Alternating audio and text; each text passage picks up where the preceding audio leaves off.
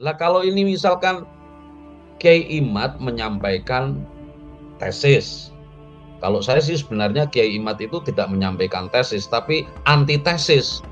Yang disampaikan Kiai Imad itu adalah antitesis terhadap apa yang sudah dipahami lama oleh masyarakat dan diakui sebagai kebenaran, muncul antitesis terhadap realitas itu. Antitesis ini tentu mengagetkan semua orang kan. Lah, kagetnya semua orang ini jangan sampai seperti orang bangun tidur kaget lalu dia kemudian melakukan sesuatu yang dia sendiri tidak sadar. Ya, Bogor. Saya pernah nginep di situ hampir 10 hari untuk meneliti tentang tradisi perkawinan masyarakat Arab, ya, baik itu Arab yang notabene Habib maupun yang disebut sebagai masyayikh atau kelompok-kelompok al-irsyad.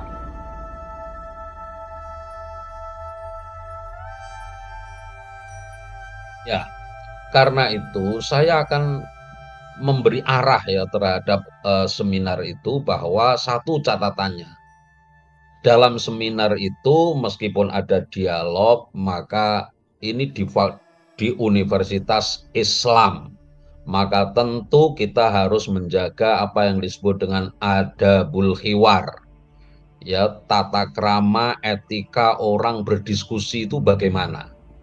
Satu, tentu saja semuanya yang disampaikan itu harus, kalau menyampaikan data, sampaikan saja data dengan sumber-sumbernya, kan begitu. Lalu kemudian kalau tidak setuju kepada pendapat para pihak, sampaikan saja ketidaksetujuannya itu dengan argumentasi sebaliknya, dengan cara yang santun, dengan cara yang sopan, dan dengan menghargai semua pihak. Di sini pentingnya orang memiliki apa yang disebut dengan respect, ya kan. Meskipun misalkan ada muhibin para habaib tidak setuju dengan Kiai Imad misalkan, ya ketidaksetujuannya itu dalam aspek apanya, jelaskan saja gitu kan, dengan menggunakan argumentasi-argumentasi, tanpa harus misalkan, mohon maaf, menyudutkan secara pribadi, menyebut nama dengan tanpa hormat misalkan. Itu kan cara-cara yang menurut saya yang tidak beradab, ya kan. Jadi para pihak ini kan orang-orang pinter semua, ya kan, orang yang diundang dan dipercaya sebagai narasumber itu kan berarti mereka ini sudah dipercaya oleh perwakilan dari, katakan, masing-masing pihak yang kontra ini. Perlu saya sampaikan, saya bertanya kepada ketua panitia, penanggung jawab Pak Prof. Arif Junaidi, itu kalau Pak Farihin itu atas nama siapa gitu kan. Ini kan juga banyak orang bertanya, loh, masa Kiai Imad kok tidak disejajarkan dengan tokoh yang sedang viral, misalkan Gus Rumel.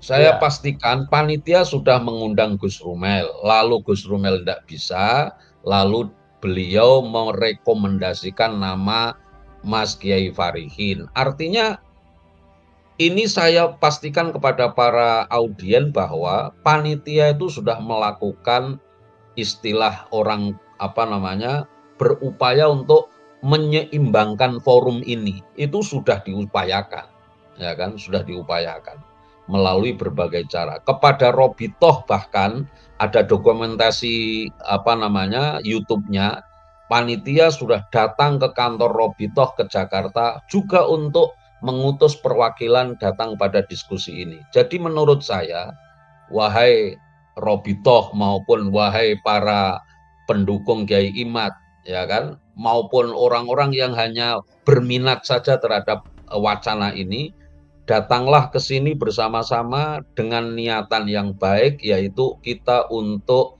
mencari pencerahan bersama-sama.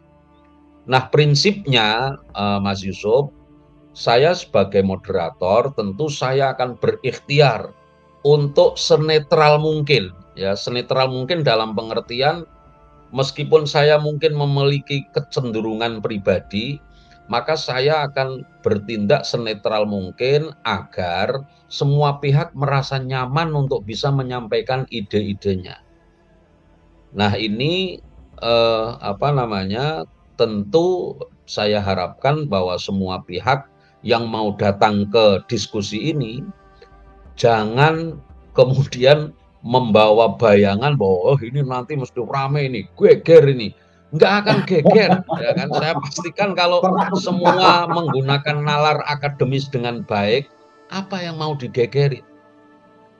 Ini justru saya melihat diskusi ini digelar oleh UIN Walisongo juga dalam rangka memberikan edukasi kepada masyarakat bahwa berbeda pendapat itu sesuatu yang biasa-biasa saja. Kalau beda pendapatan boleh geger. Tapi kalau berbeda pendapat, ya kan, biasa-biasa saja. Ya kan, yang mau debat sehebat apapun, asal itu argumentatif, akademis, itu sebenarnya tidak akan ada masalah. Yang masalah itu adalah kemudian kalau wacana yang kontra itu kemudian ditunggangi oleh pikiran-pikiran yang lain, kepentingan-kepentingan yang lain, itu yang sangat berbahaya.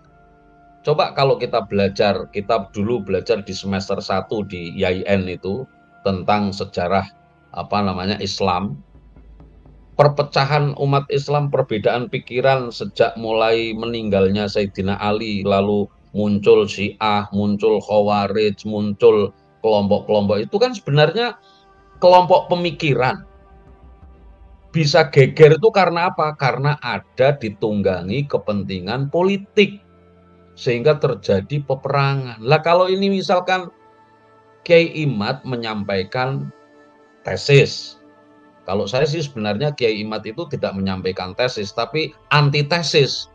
Yang disampaikan Kiai Imad itu adalah antitesis terhadap apa yang sudah dipahami lama oleh masyarakat dan diakui sebagai kebenaran, muncul antitesis terhadap realitas itu. Lah, antitesis ini tentu mengagetkan semua orang kan. Lah, kagetnya semua orang ini jangan sampai seperti orang bangun tidur kaget lalu dia kemudian melakukan sesuatu yang dia sendiri tidak sadar. Maka dari itu ya sekali lagi saya sebagai calon moderator itu pun kalau masih sampai hari H dipertahankan oleh panitia, saya akan bismillah menjalankan tugas ini dengan sebaik-baik mungkin, menjalankan tugas sebagai namanya aja moderat, ya moderator terus berada di tengah-tengah, tidak tidak condong ke kanan maupun ke kiri, meskipun tentu saja saya memiliki kecenderungan itu pasti. Tetapi yang ingin saya sampaikan bahwa sehebat apapun perbedaan itu harus dalam konteks akademik. Ya, kita tidak akan mudah-mudahan informasi dari Gus Ubed kalau polisi akan ikut berusaha mengamankan itu akan membantu kondusivitas proses diskusi-diskusi yang akan berjalan itu. Itu sementara yang bisa saya sampaikan. Jadi saya kok sebenarnya kalau ditanya mau formatnya bagaimana ya seminar itu seperti format biasanya itu saja. Ya kan? Jadi ini tidak akan saya katakan tidak akan seseru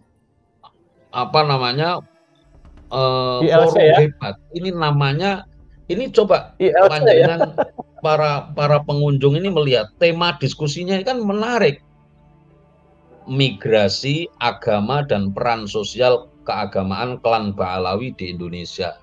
Ini tentu banyak aspek yang bisa dibahas, ya. Persoalan nasab ini hanya sebagian daripada tema besar itu.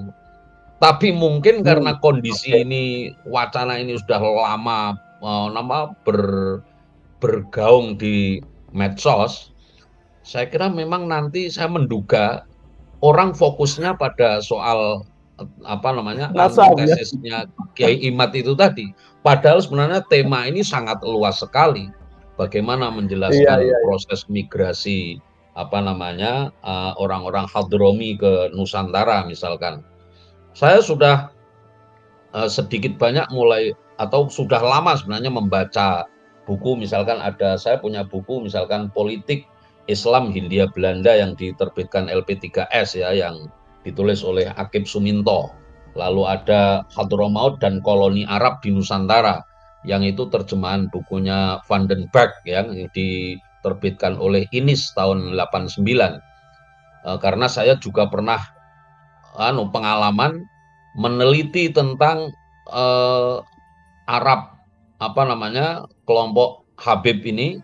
Saya pernah tinggal di kampung yang namanya Kecamatan Empang, di mana Empang itu di Jawa Barat, di Bogor. Bogor Bogor. ya. Betul, betul, betul. Itu saya ya Bogor. Saya pernah nginep di situ hampir 10 hari untuk meneliti tentang tradisi perkawinan apa namanya masyarakat Arab ya, baik itu Arab yang notabene Habib maupun yang disebut sebagai masyayikh atau kelompok-kelompok Al-Irsyad. Itu memang perdebatannya luar biasa. Tapi saya tidak akan cerita dulu tentang itu. Itu sementara yang bisa saya sampaikan, Pak Yusuf. Ya. Ya, baik.